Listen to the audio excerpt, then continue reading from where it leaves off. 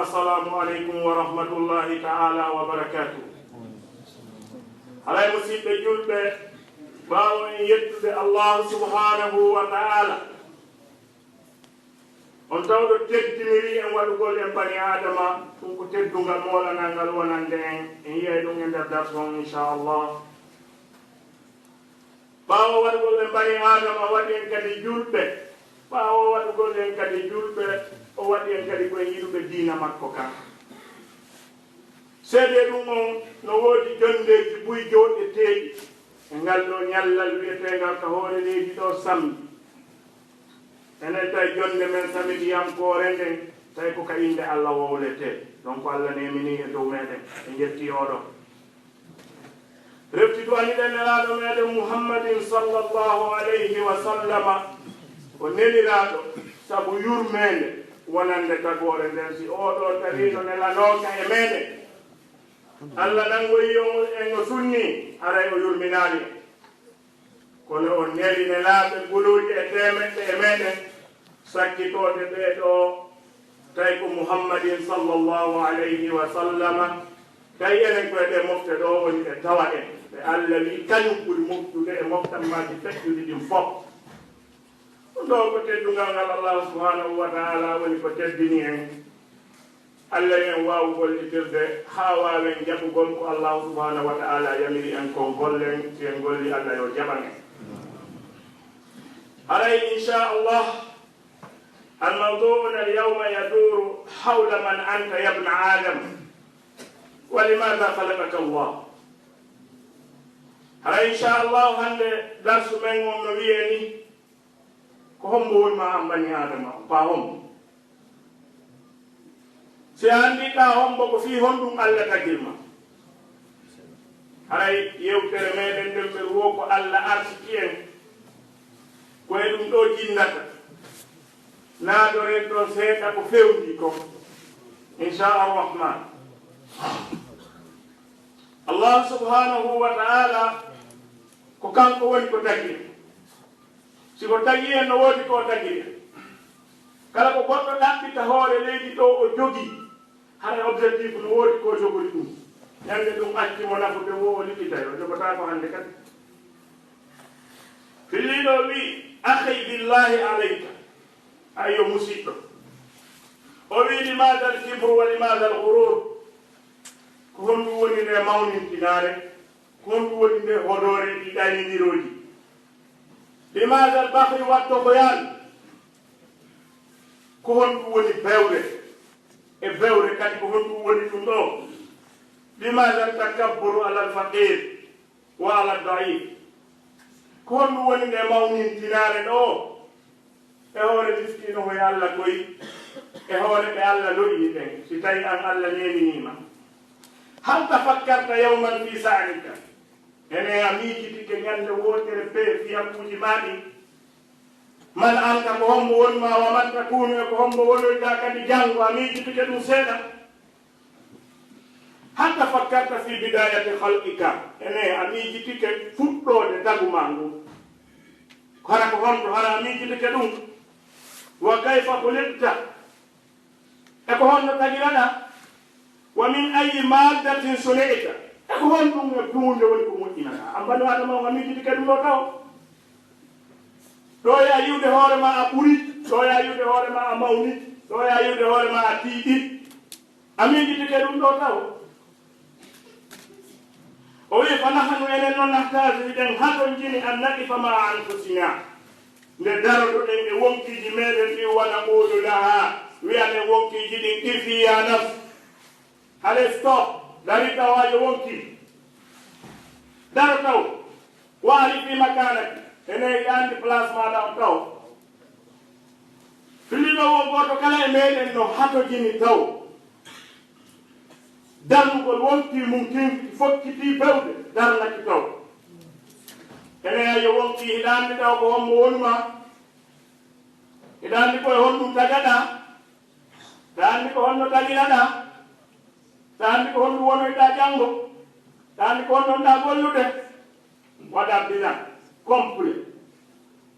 si tawi bilan on tawɗa heɓude intérêt machallah continue ndula yaga ngazandala kayda perdu de zanta méthode commerce donc ay da ngani ko non pijini yalla ta kala yeyu do duubi joyo calculi o tawi dio fuddorno di yaltali o sansay méthode so fermali place o sansay méthode commerce donc bano adama on kanno hato di darnu ko wonti makko kinko landi toki so ndaro tay no avance de no Allah ina la faali no alhamdulillah si tawi ala avansude o salsa situation makko on ara yewtere men nden ko takko ɗum ɗo woni e jindude ɓeɗo wo ko Allah subhanahu wa ta'ala on woni ko newdani en ara yo yafoto si on yiilan yeeso ɗo ko ganduɓe nam komi janngana kuujo moɗon paykum moɗon miñirawo moɗon kono si onon ɗo on tumbodiri on daari on tawi on nulilan haray ko mami teddina konngol moɗon ngol mi jooɗo ɗo tippude hadis goto mo nelaɗo sallllahu alayhi wa sallam ɓe maki balligo anni walla waya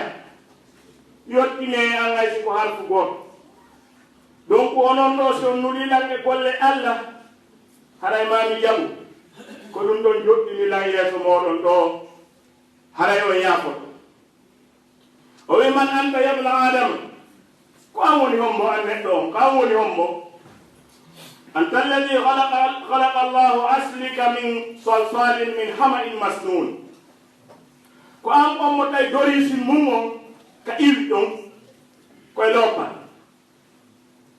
kala wono fotuɗa ha wo ko towuɗa dorisi ma on koye lopal dalil meɗen on qala taala allah ko ɗon dali wa laqad khalaqna al insana min sulalatin min tinin thumma ja'alnahu nutfatan fi qararin makin Allah subhanahu wa ta'ala dali kanko taguɗo neɗɗo on e lopal tawi origine makko on ko ɗon refti Allah ƴettimo waɗimo toɓɓere mani toɓɓere sintere wotere sinde sintino ka tapiɗo goɗɗo yiyatani ko ɗon Allah ittuma ko nden toɓɓere o itlisi pièce ji wonde e maɗi fof ko ɗon yi ha hande ko homɓe moƴƴinoɓe piiji ɓe yiwɗen no ƴetta piihu gotum walla moƴƴinugol oto par exemple tawa janku gotum vitre iwa ɗon pine iwa ɗon ñande iwa ɗon tawa kotowal ngal ngal complet heɓo e ɗum ɗon piihu gotum matériel ji ɗin fof hay goto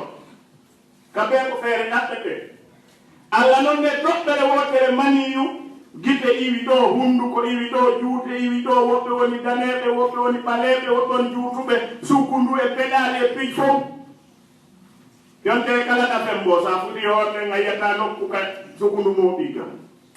Allah andi ko honto ɗum ɗon iwat peɗa ñande wata jay yonte ɗiɗi ɗi hewti ga kadi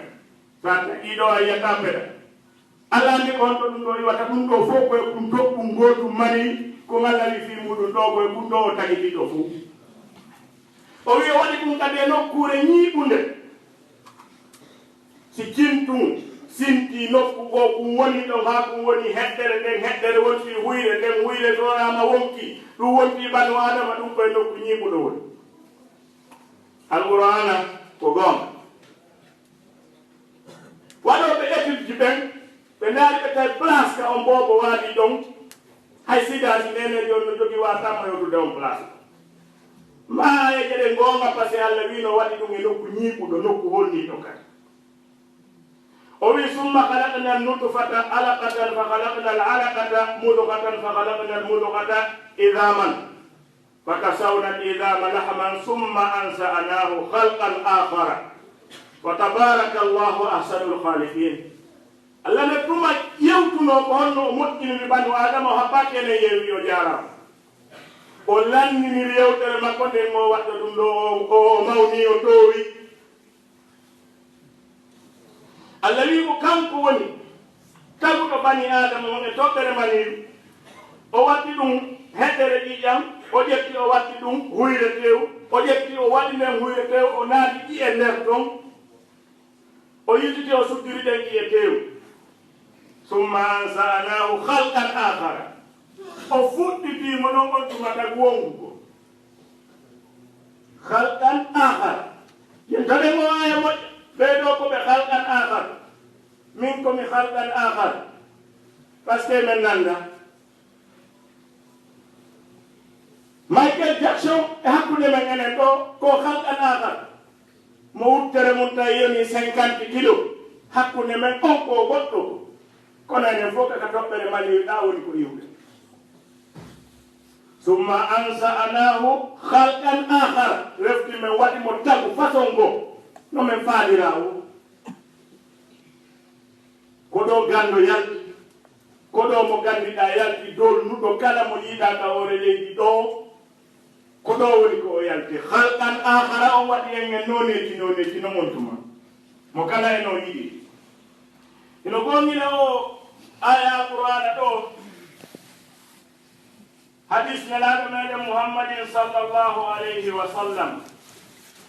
ɓawo en wattude ɗon ko allah andintinta en o andi kanko allah o waɗe reproche o andintina neɗɗo on ɗum waɗi simo tongani en ɗum hakkude men ko allah sifori kon fof mo tongani en en o wi falyanzur linsanu mimma hulika min ma'in dafiqin yahruju min bayni sulbi wa tara'ib o yetti en hay ndiyan ɗan ko honto ɗan yo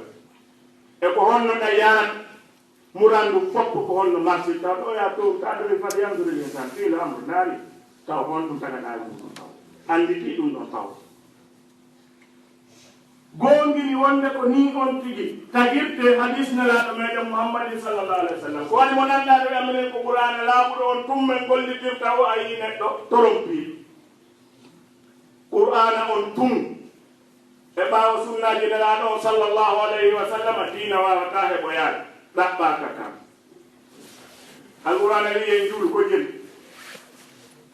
yen salligo ko honno nena ɗon ari e hadisaji maɓɓe ɗin détaillani en ɗum ɗo kala ko wasinde ngal qur'ana hadis jokkay ɗon so tawi golle men ɗen ɗe marsa ɗe wona golle nelaɗo sallallah alih sallam ɓe maaki hadis on ko fillimo ko abdoullah ibne mas'ud radiallahu anhu o wi haddatana rasulullahi sallallahu alayhi wa sallam wa huwa sadiqul masduq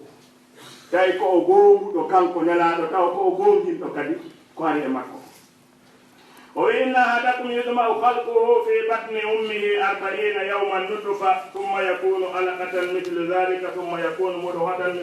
mithla dhalika thumma yursalu ilayhi almalaku fayanfukhu fihi ruh nelaɗo noon ɓe détaillani en ɓe maaki banu adama to tagirte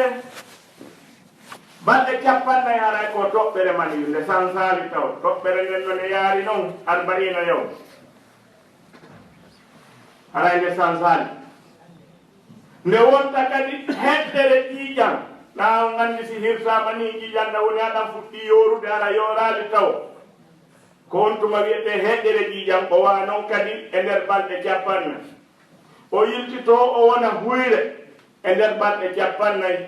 non si allah subhanahu wa ta'ala yimmina malaikajo ya noon waɗa ruhu e makko ya noon on tuma naada wonki e makko o wona noon goɗɗo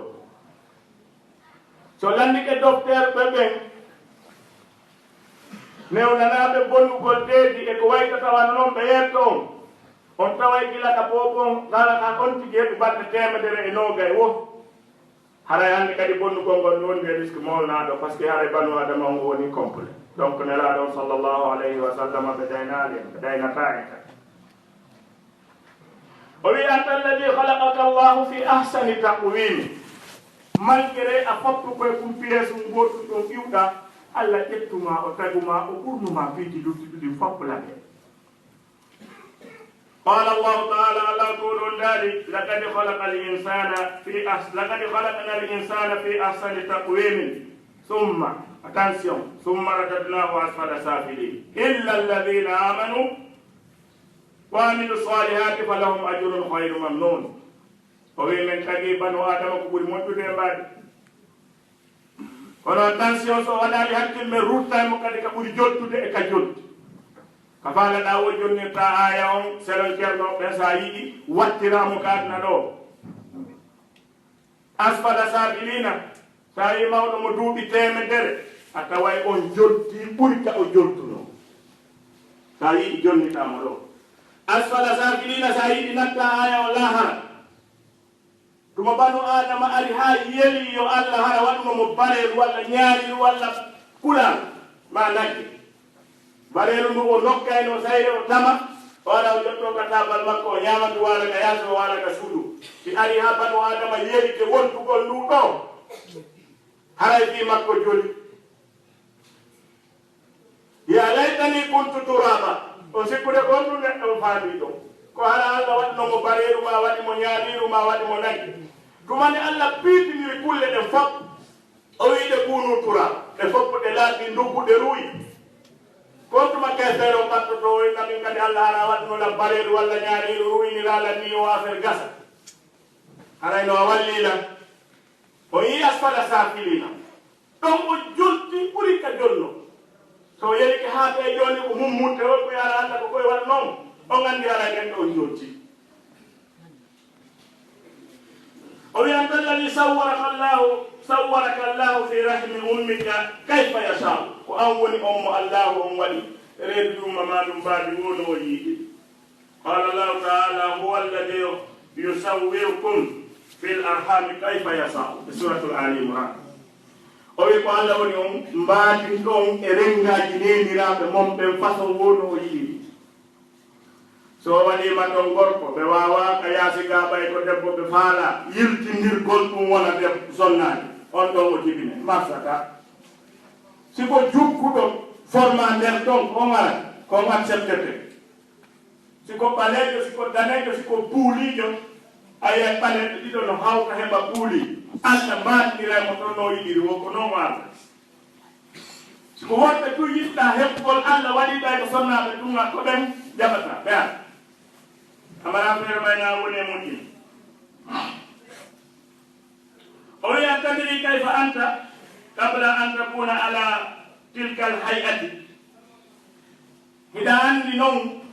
hade mbaadi ko honno wawɗa adawa hewtude e oɗo nokku aɗa anndi ko honno siforɗa anda Allah no yettadema ɗum tan o wi hal ata ala l insan hinun min addahri lam yakun shay'an maskura yalle araali ko belletti ali hal on ɗo ko laqadi mana laqadi ata ala l insan ko haqiqa ko belletti ko non woni alino neɗɗo o ñande goo hade o wooɗa fii makko hari annda wona o fen mbaɗo ɗo hande arino ñande goo hari hay fii makko miijata ko gorko o noyta ko suddiɗo ko honno ardoyta ko mbo addatamo hari ala Allah si addoye ma noon o forme ma o waɗirma no faalirano o sa anda ko mo wonma anta alladi nazalat min batni ummika bakiyan wannasu hawlaka yadhakuna surura woko an woni on mo yumma muɗum jibini haɗa anda wulla wonde ñan yimɓe mooɓiɓe takko ma ɓe ɓaya jibinama kamɓe haari ɓe welti sabu ko arɗa ko ina duwa etade ñande ɓe wullata tawa kadi harata jalde ñande tawi a haɓɓama ha moƴƴi e baɗi hum ɓe jaɓɓornoma kum ɓe fokkintinima jonnittoygol ma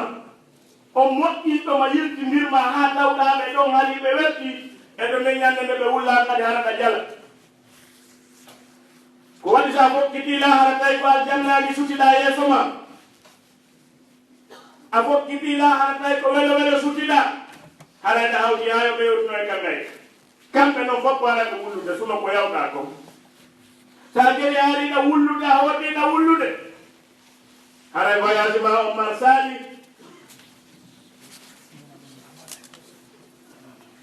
donc ko sifa waɗon argol ma on ɗon hariɗa wullude wan nden ñande ha daloy nden ñande sa wallinanomaɗa ñuuƴi ñamete ha lan hara ko ñumkoy ko yani koye moɓe ko ñamete ha koye lan hay gotum a watta wadde ni ñande jibina hakko noon ko ɗum Allah subhanahu wa ta'ala daali Allahu alladi khalaqakum min da'fin thumma ja'ala min ba'di da'fin quwwatan thumma ja'ala min ba'di quwwatin da'fan wa shayba ko Allah woni on tagu ɗon e loore ñandari ɗaloy o yirti o waɗi ɓaawo loore nden cembe ɗon ɗo kamarɗa ɓe 50 ha 40 ɗon ɗo ɗon komo accenda o cembe o waɗi kono wi summa ja'ala min ba'di quwwatin da'fan wa shayba o wi o yiltiti o waɗi e ɓaawɗen doole ɗe heɓuɗaa ɗon o waɗi loore mawɓe ɓen ɗonna o wowli ɗon fi ɓuri kadi anndugol ko mawɗo o sappa o wi o sayba e ɓuri kadi so ƴettima noon e loore o addinoma a waawi o artirima kadi haa e loore ƴeeru wara ɗum période ɗum feddi kum hakkunde ɗon waɗa arno makko on faamotir sina ɗon aɗa e marsani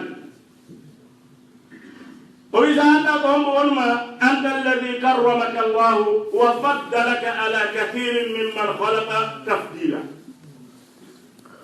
sa annda ko hombo wonma ko an woni onmo allahu on tagi o ɓurnuma kadi e piiji ɓuyɗi o tagi ɗi hattirde ɓurgol kadi e yiyade qala taala allah to ɗon daari walaqad karramna bani adam وحملناهم في البر والبحر ورزقناهم من الطيبات وفضلناهم على كثير ممن خلقنا تفضيلا آية القرآن الذي كم كوني كتجي متديني أنكني الله تديني أنني سيالا تدينا لين وماوننا لين لبورنا لين هو بيجي هدي تيدي ayaba tage ɓiɗɗo hirsa ɓiɗɗo goɗɗo fiyan ayabana ɓiɗɗo tawa allah nangoytama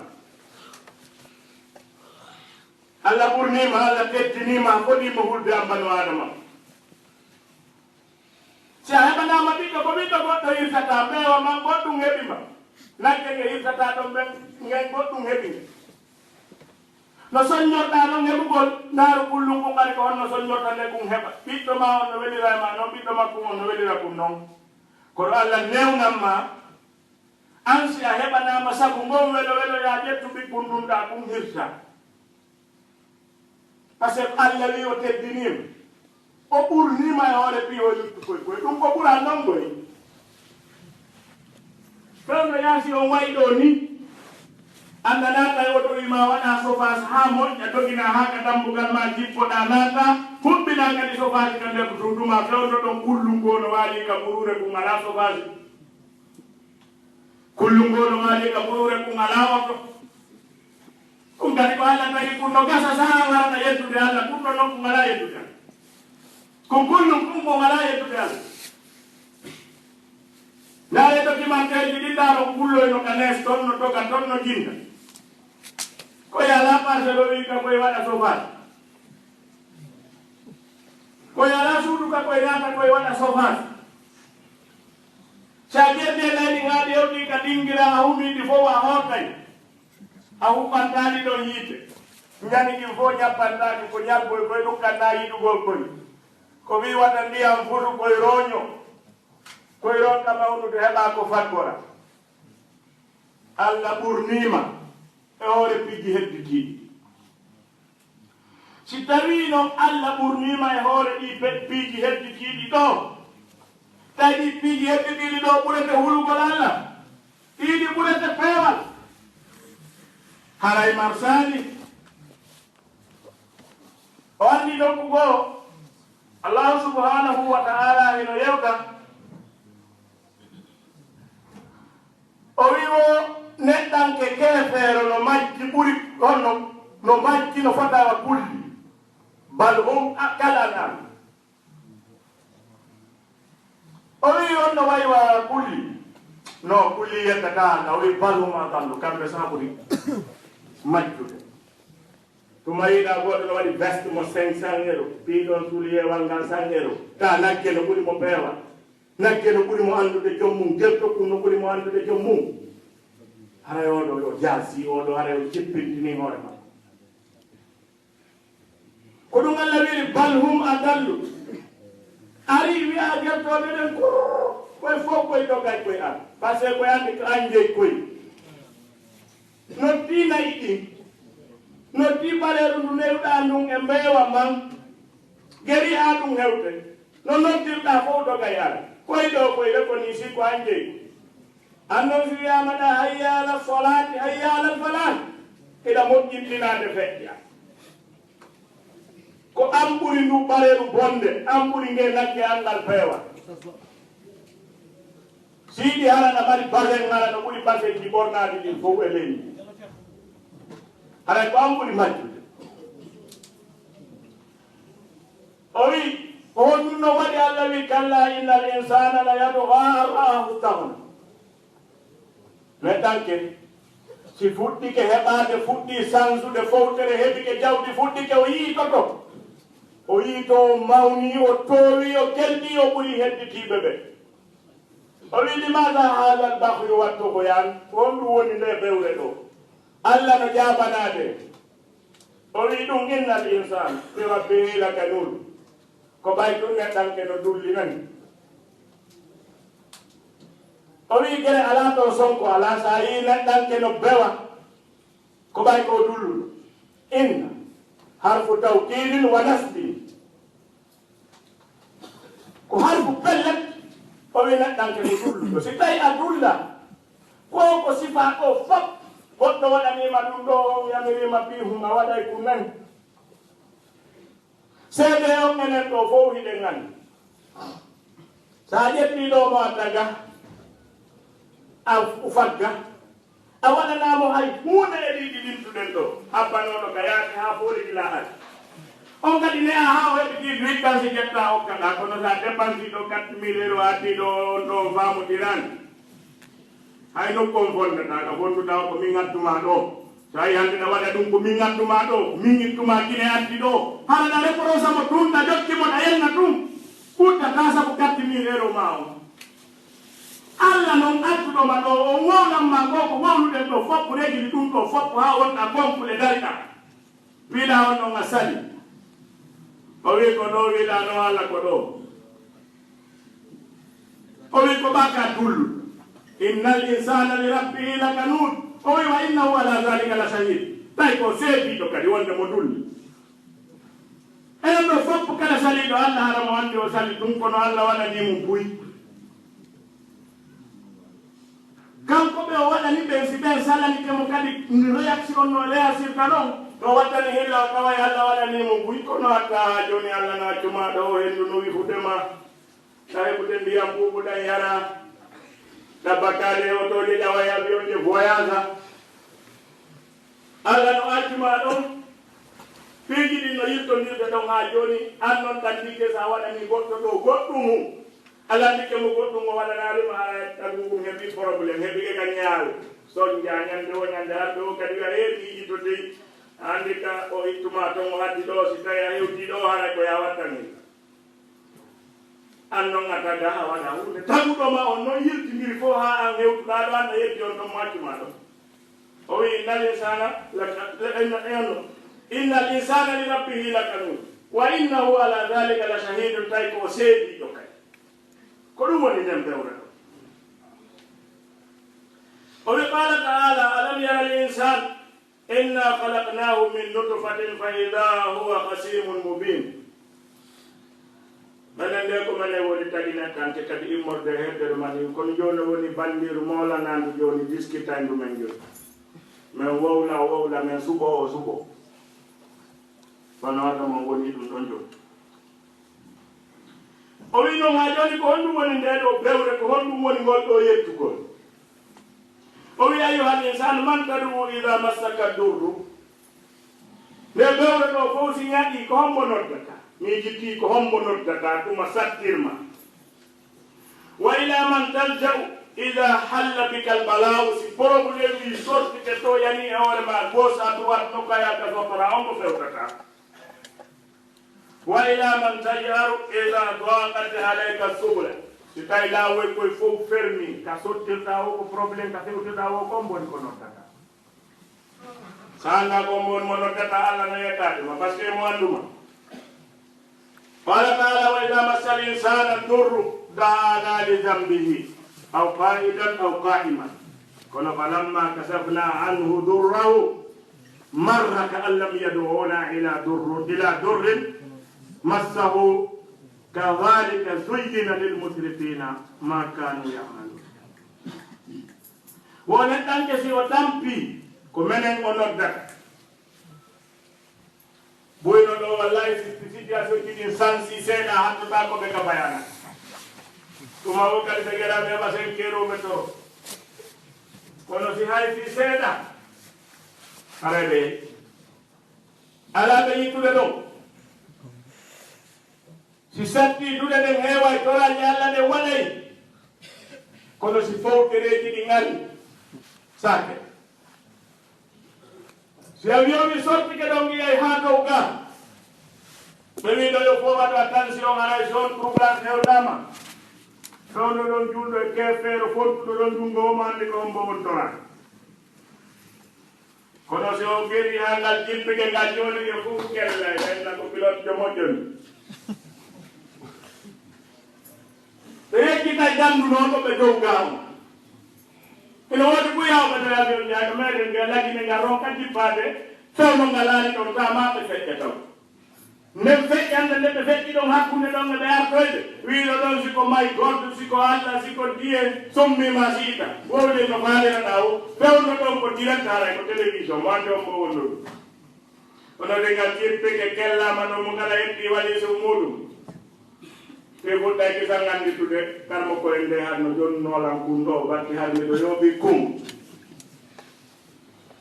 mawnintino noon hande kadi ko sifa ni neɗɗal ke wayi ko ni Allah yeetori en se wattani hilla kadi en taway ko ni wayi ɓawo noon ko waɗandema ɗiɗo fof o wi limada halakaka Allahu yabna adama Allah noon ko wi on ɗon ko tagirma joni par ce que en wolinan enen ɗo mo kala no mari téléphone mum no mari télé no mari danki no mari piyoy koye fof no woodi ko on mbi ɗaɓɓani koye fof o mottindiri ɗon ñande o ari o ƴetti télécommande o commande télé yingingiron ki ƴettude wo naɓi ka watton ɗon ɓe wi wattota ko hay kay ko ngillaba o o yaha kadi o sorda goɗɗo adda hara Allah kadi tagay en o waɗanan ko ko waɗi ɗo fof hara yay wuuri noon no faalira ɗo wo no woodi ko tagiri en fii mum o yeetoto e ka alqur'ana makko e ka hadisaji nelaɗo makko on sallllahu alayhi wa sallam ko fiyon ɗum woni ko tagiri qala taala wama halaqtu ljinna wal insa illa liyabuduni halas womi tagade bano adama e jinna si wona fiyo ɓe rewa ko foppuno ko wiyo ɓe rewa woni komi tagiri fii ko mappini en ko ngartikaji ɗi o waddi ɗum ley ɗon mo jokkidire aya mi ɗaɓɓirali ɓe artike men na wono ngartikatala min ngartikata o artikata kadi ɓe ngureji mon ɗi komin watta fof joni noon ƴettuɗen ko Allah fari en kon accuɗen ɗon ko fawtani en ko nano mbami yewten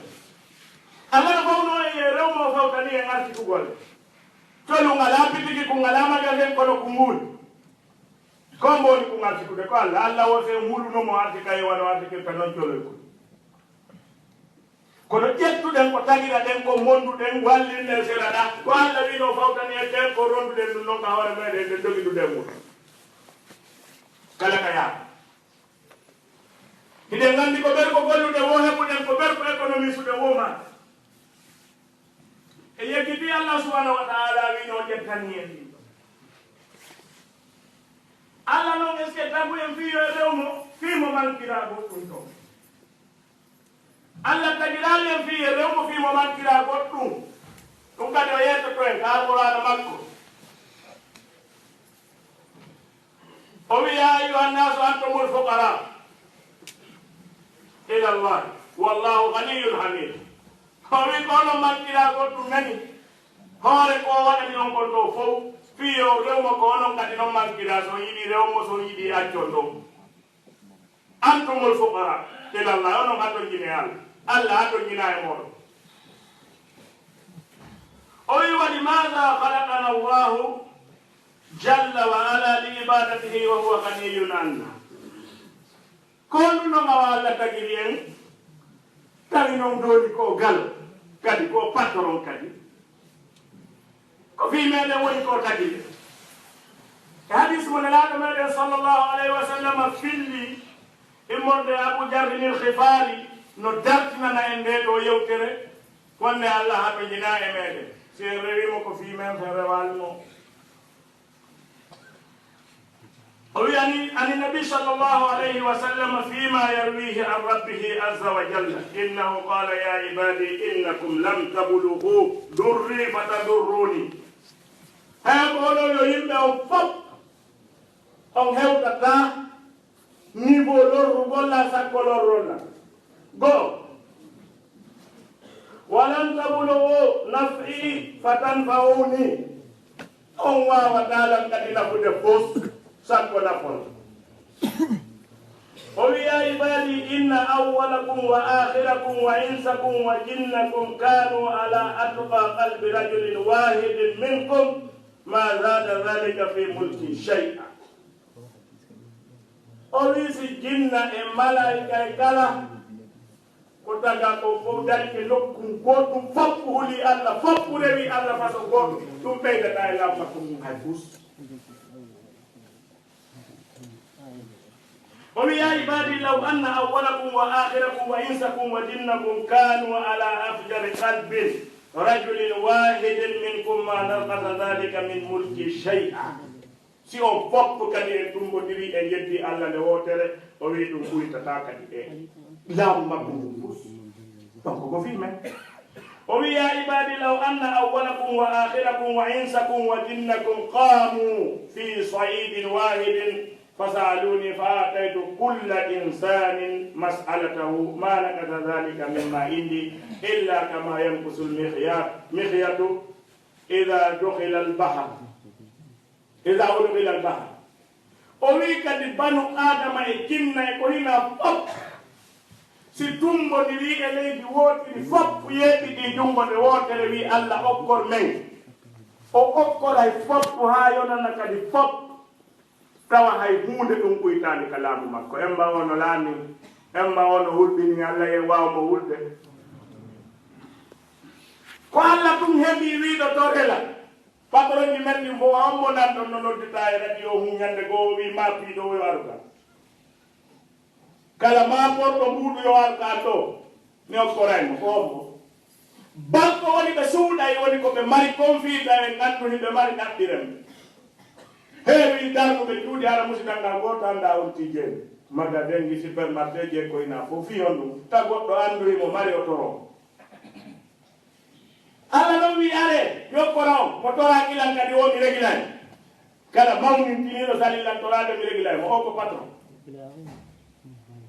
sa gollidi e o haraya marché ni sa majjondiri e o haraya programme par ce que kanko mari so ɓiƴima ɗiƴike to yajinanima yaaji ceerno ko goɗɗo anima o o wi ya ibadi o gaynaɓe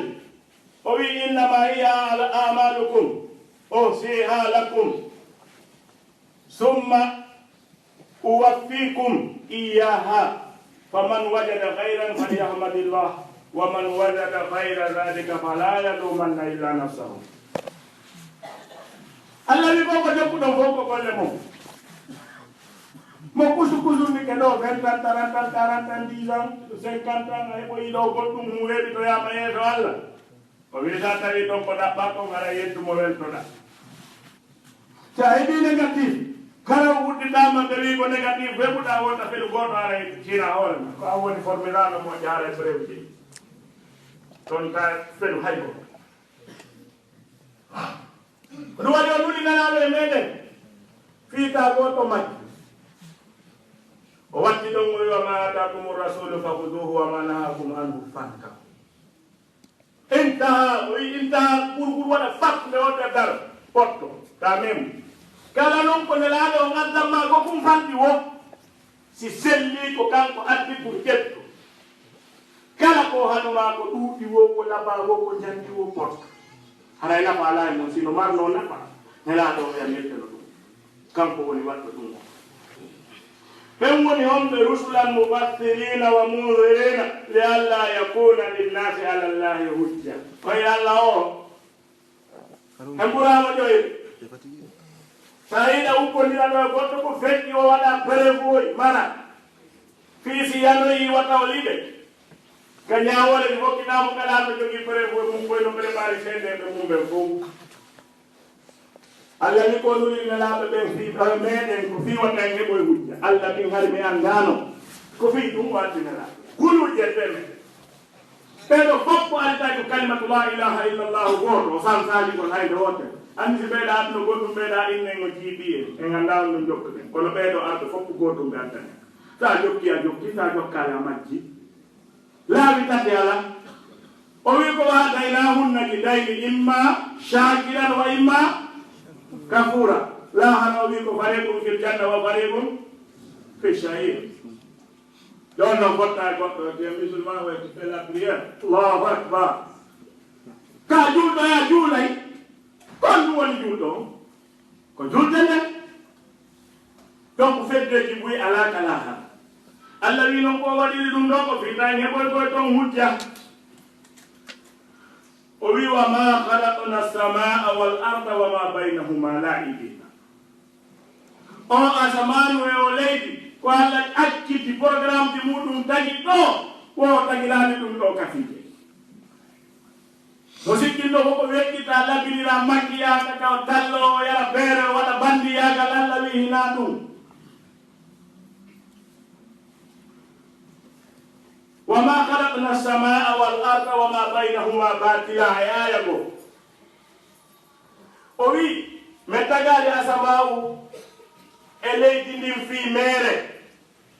وي ذلك ظن الذين كفروا كونوا كفروا كانوا نسيك نسيك سيارما دو لاني كبرنا قلتم بارو بنا صنكا جنة جورا ورا مفالا حقا مفالا جوغو اودا أجدا اودا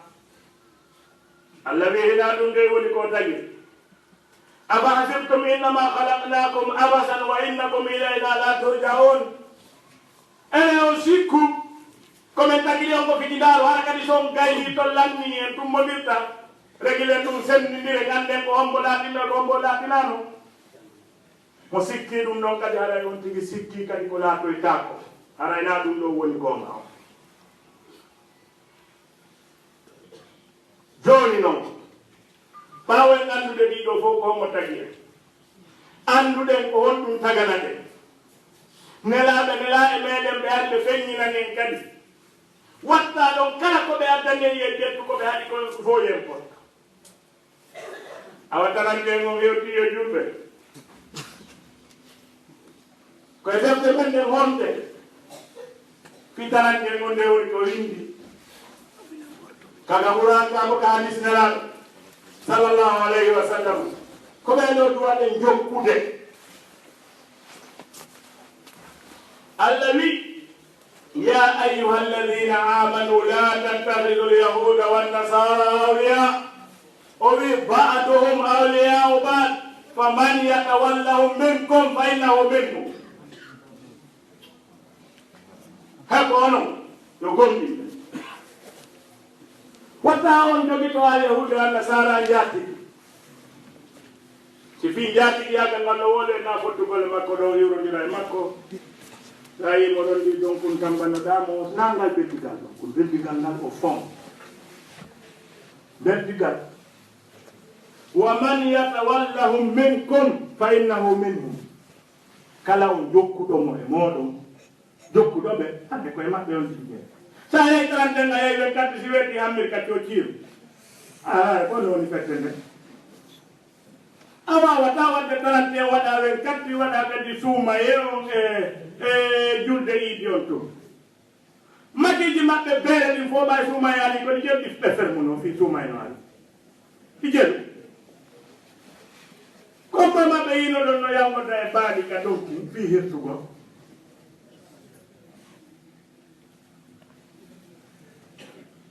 hamɓe maɓɓe wallitino en hombo horno ñalla gotal wi ɓay julɓe no ndi buy ɓe no worde min kay ma compagnie ko wi hon ɗum tawi hay ko maɓɓe ton kadi jattiɓe muti few tan ndike allah wi kala jokkuɗoɓe hara koye maɓɓe o jeeya o wi kono inna allaha la yahdi l qawma zalimun koko wiyete tooñe mo tumbike ɗum allah fewnatama o wi kono fatara alladina fi qulubihim maradun yusari'una fihim yaquluna nakhsha an tusibana da'ira minen ndeyma ɗen wuli par ce que ɓe andi ɗo kadi on ndi tawetake piihoye maɓɓe koye haray no hulɓinani on tigi hata ɓe jattu kayndi ne ma ɓe waɗa honɗum no gasa hara paykoy koye jannata ko kalekko naksha an tusibana da'ira ala sikkude allah so tatima hawonɗa mapaade ɗon ande hoye ma ka ɓernde sa waɗali naafiki yagala gonginali kefeero gaɗaga borran allah to jentima fewno ko waɗa ko ɗum o wi wa fi quluɓe hen marad o marad ɗo wona ñaw ɓuyanaɓetemu kala musaki ɗo huuɗo ko ɓurana ñawdata ko si allah wi ɗo marade ko ñaw keferan ka ko woni ka ɓernde ɗo kon ko ɗum allah soti kono allah wi on ɗum هذا يخشى أن تصيبنا دائرة الذي فعسى الله أن يأتي بالفتح أو أمر من عنده فيصبحوا على ما فعلتم في أنفسهم نادمين. يا أيها الذي ولن ترضاك اليهود لن حرف نفي ونسب تقال كلفة كالياري وأتوى الله نيادو دونتما ولن ترضاك اليهود ولا النصارى حتى تتبع ملتهم. Sai hefer be fo mobe ke be komandi juldo ko juldo nyol ay alqur'ana be nata alqur'ana wi al yahudu ya nasara do hefer be do be weltan ta ko matan ki ay sikari ko yamna da ko jokku da ko be ko jale si be ko wulla si be ko yalta si be yo nata kuntumara woni be karata woni mbendo ason jatake hande kan baya yan tikati na mata tibe tibe kuma do ma be kuma wali ko landi da ko bo ana ala ko so dira on do hande kan ana so ko won ka fami to joni no hande no heewi e meɗen ɗo wallahi soduɓe conki sodani hoore mum sodani fay koye fam fiyoɓe yawɓe wadde to yo heferɓe ɓekka juldere maɓɓe buyino préparé awa ka haqqille pay koye ko ɗum ɗo woni gonga ɗum ɗo ko fena kono lagine ka meɗen kefer ngol ɗon ko 5% kono taranti en décembre konaki a heɓata ka tippa hara kon 5% ɗo yalti on 5% ɗo hara kamɓe yalti heddini nawini ko fatumata e jarayi geɗal alhaji mouhammadou e hajja fatumata ko ɓe yalti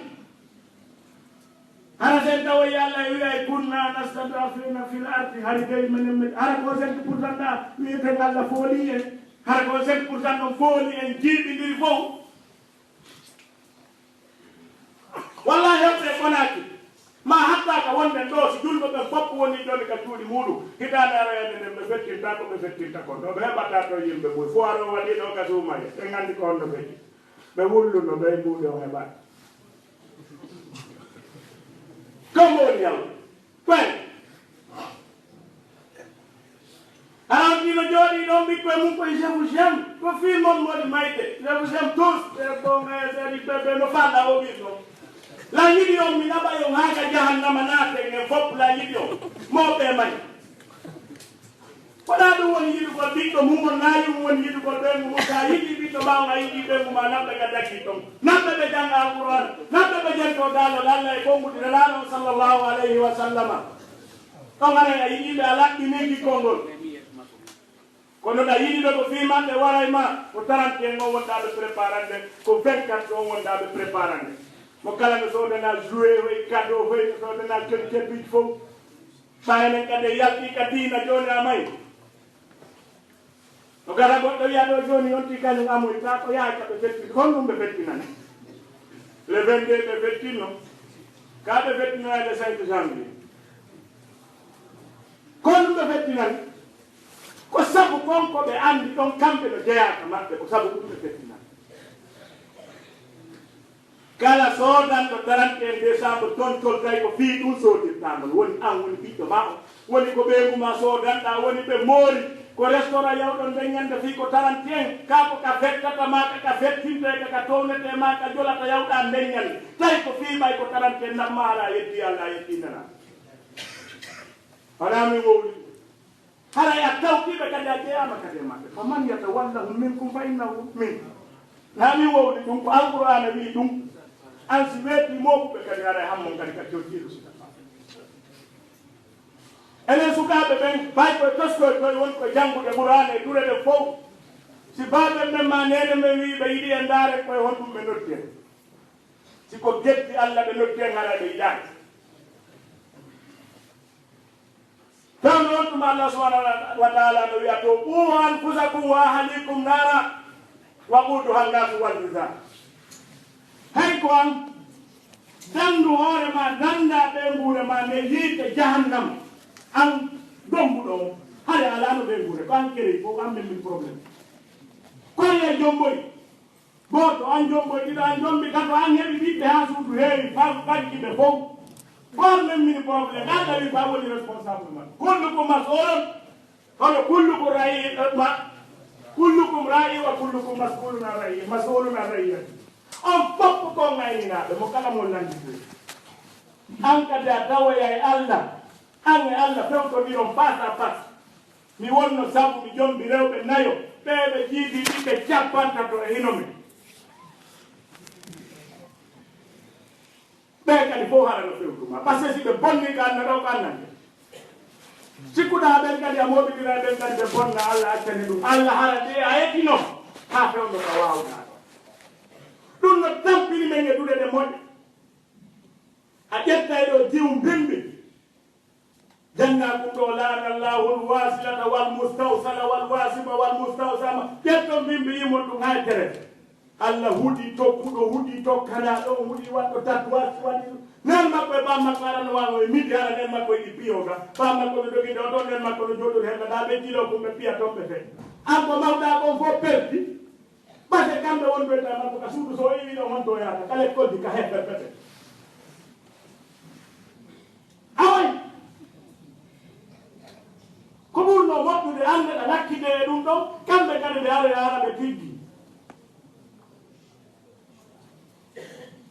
ɗum no tampini e duɗe ɗen wallahi ko tawi kon cuuɗi men ɗi moƴƴaɗi cuuɗi men ɗi wonaɗi cuuɗi julɓe comportement ji men ɗi lawaka ɗum ɗo tampini moƴƴa ka diina Allah tandike ko enen renata ka diina ko enen hiwata ka diina ko enen woni avenir makka kon ko enen woni piiji ɗi fop wallahi hani ka wattanen hilla hani en andu ko honɗum moɓuɗen en yii ko honto yiwɗen en wowɗa joni honto fofti na ɗo koye hattuɗen ko escale wonɓen ɗo wonamo kala no andi haɓɓino cawlu lagine ari ɗo ɗaɓɓere no anni hootay Allah en fof en hoto ara kadi ɗen mali kadi ɗo kadi ka anna ɗo mo kala ko ɗaɓɓere ari wallahi summa wallah hippude aya alqur'an e hadisaji nelaɗo meɗen Muhammad sallallahu alayhi wa sallama mo kala yaade e sakunkum ha yeeso Allah ko mudditama enen mofte Muhammadu e Muhammadu no tedde kon ko heɓuɗa naɓorɗa ɗo Muhammadu lantoyte si tawi o accuno ɗum ɗon yo goldira ɓaawo ga si Muhammadu accuno ɗum amali si Muhammadu accano ɗum hara yande aɓɓe hande meɗen yewta fi tokanti en seeɗa ka duɗal hewta haaji ngono ɗon hani kumma piɓɓe ɓayde wi sodanɗo 30 en coñtol tawi ko fiiɗo bonnara o yeddi an o yeddi an jiwum togo sunni kuyi kammo pen sayno wontiki ɓornaki sey mi haray on tigi huli Allah haray Allah yoɓa mandi ɓurɗo mari ko soode nama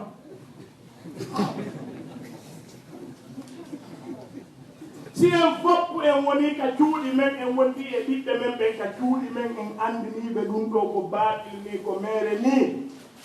ɓe fopp ɓe anda kono si tawi juldere hewde ko nden ɓurɗe giddinde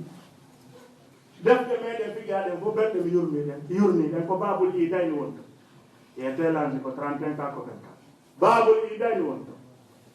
ko edel fetr wa idul adha suuma e ɗum ko ɗe ɗiɗi mi yaadi ɗon tan singa bete wiya ɗon ɓedde ma mawluɗum bete wiya julɓe goono jan si portama toon kanno kasa ko alqur'ana jangete haydira tele toon no kasa seeɗa hiyetela on to 31 on organisé dara qur'ana on tippe 31 on organisé ama qur'ana on no jangete wallahi mi yettoen ɗo ko hawni wattanen hillayne bani adama ɓay goto ala attestation ndew mayat kawɗo ɗo ni fure no waaɗi Lille mi ala wowlirde ɗum fi wirtugol mayɗo ma goɗɗum ngo enen luttuɓe ko fi yen heɓu hakke par ce que ko ɗum Allah mayɓeji ɗin ko waaji wonande enen goɗɗo immi leere ndew immi o haɓɓi cravate ha moƴƴi o immi o suki ka gammo ɗo ami ha e 6 heures du matin mo yaddaka dambugal o yani ɗomo man fewto ni fure on no waali Lille o natta musidɗo meɗen ka leñol e ka leydi on no musidɗo meɗen ka leydi e ka diina kono wona musidɗo meɗen no gata ka ƴiƴam on faami ko faala haalde eyi no sukano jooɗi ɗo momi yaadi toon hanki menen kadi mi waɗi négociation humberu kum men heɓi kum no mooɓinirede no o nattira wallahi ko amuɗo ha e 6 heures du matin o yalti ha ka dambugal dan sini o yani ko fure on hewtinoya e gamon ko wonɓe men jogiiɗo garantie ha e ka 31 am ayata to 31 no jogii probléme sinno ha hitande nden nde reconnaissance o ɗon ƴetten ɗon ɓeyna noon ɗon ko nuwelan fii fof anitande ma nden koye jom men te nani janvier ma on feƴƴi février on feƴƴi ko mars on won ɗo hande ko jowi rabiul awwal hande ko jowi julɗo ɓuyangal jombente ma on ko muharram honno janvier ma on ko muharram ɗum feƴƴino ko nuwelan ɗum ko fii fof fii homɓe fof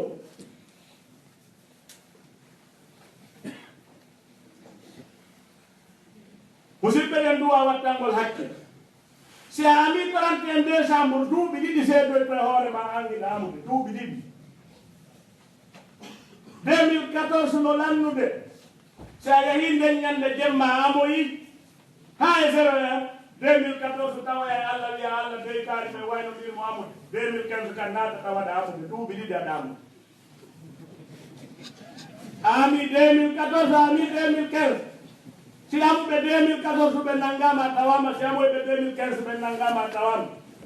an hitande naati tawde amude hitande tawi yalti tawde amude an ka amo e kene piiji ɗi fof seedi toyɗe e hoore banu adama o laha si ɗiɗo duuɓi ɗiɗi fof ari ɗi wi an ka amo tawi hitande wonde a hitande naatayde amude nde a yaltaɗamo ma nde a naatoɗa moɓidiri ɓiɓɓe ma ɓen ɗo yahi yetto Allah ka fettinte toon hara guusami ɗo wooti ɓe udditi taw koye ma sarkoto hara bawe men ɓerti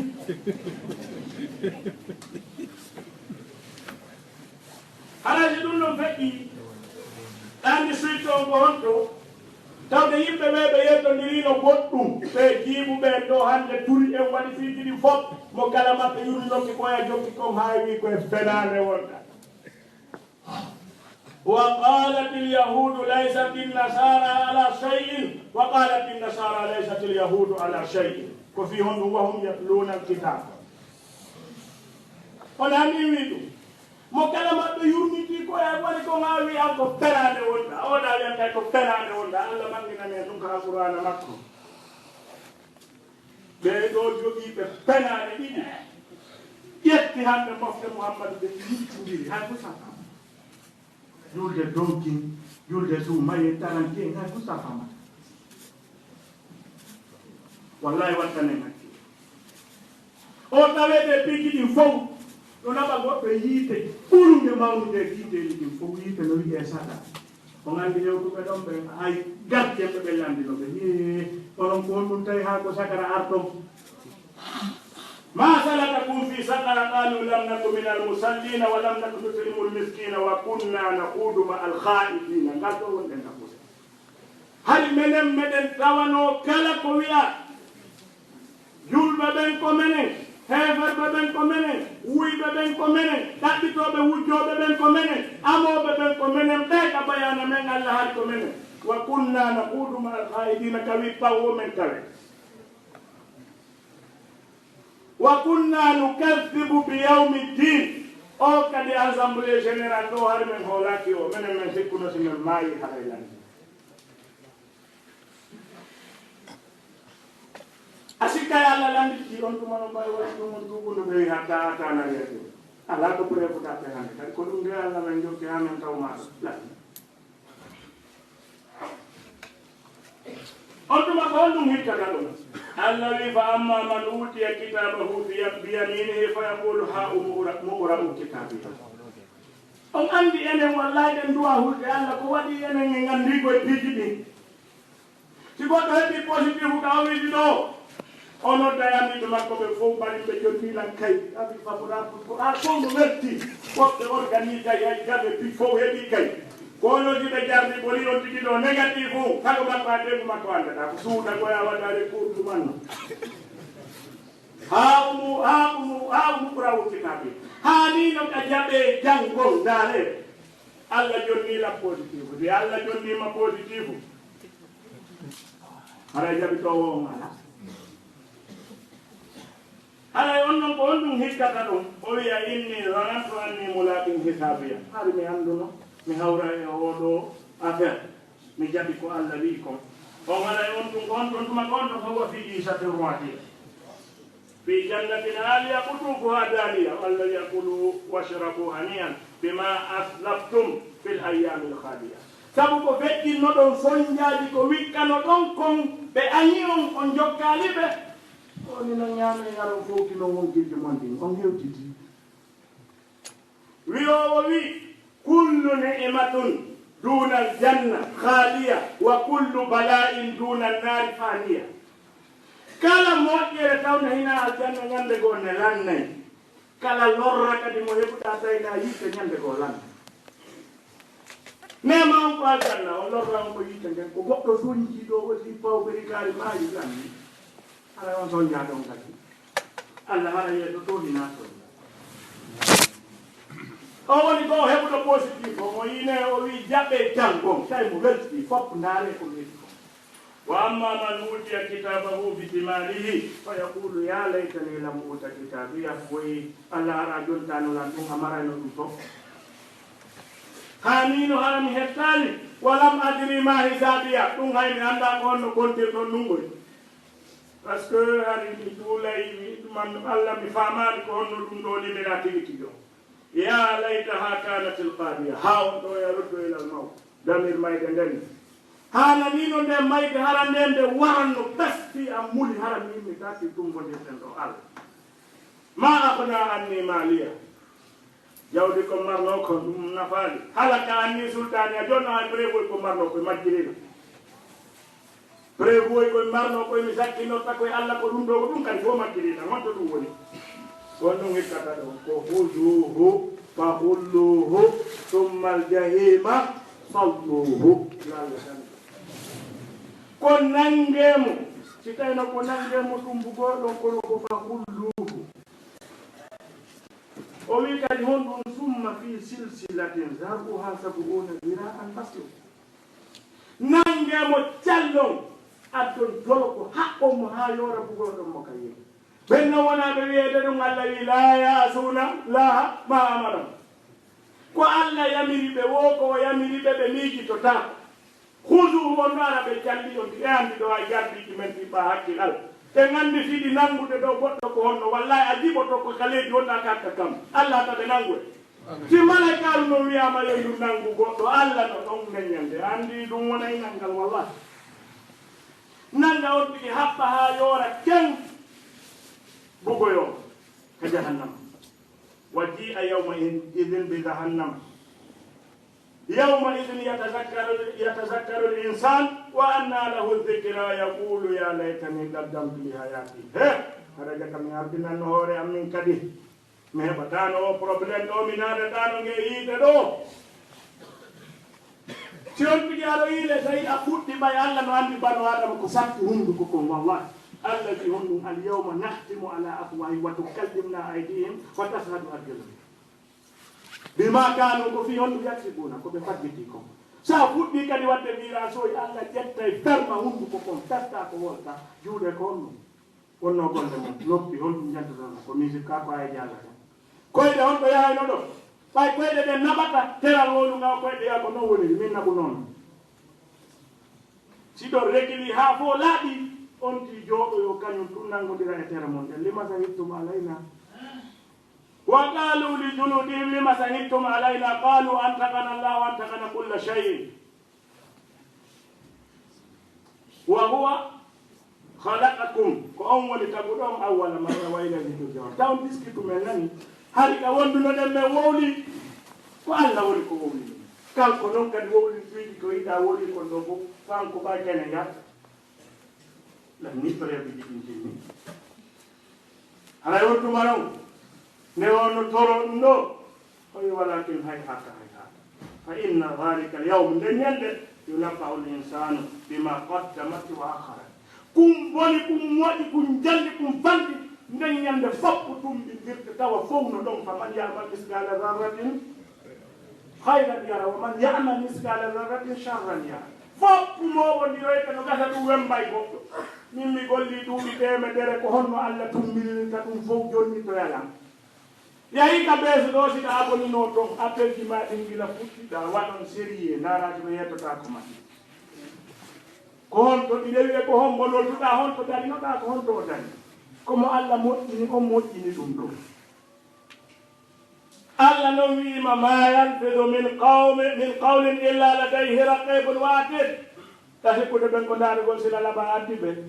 ko windugol kala ko feƴƴinta sa hewtitoymo kala maɓɓe adda waɗa contrat donc kala kum on tigi bolli kum boni kum moƴƴi fof on tigi hedday yaqulu l insane yawma idin anna ayna al mafar e hara ko on to woni ɗo dogirgal o wi kalla la wasa yawma idin ila rabbika yawma idin il mustaqar nokku kadi ala ka yaha banu adama no darna jinna no howira banu adama suusata jinna malaika no adda ɓaawo ɗon howa jinna suusata malaika anda tumbo ɗo honto yaka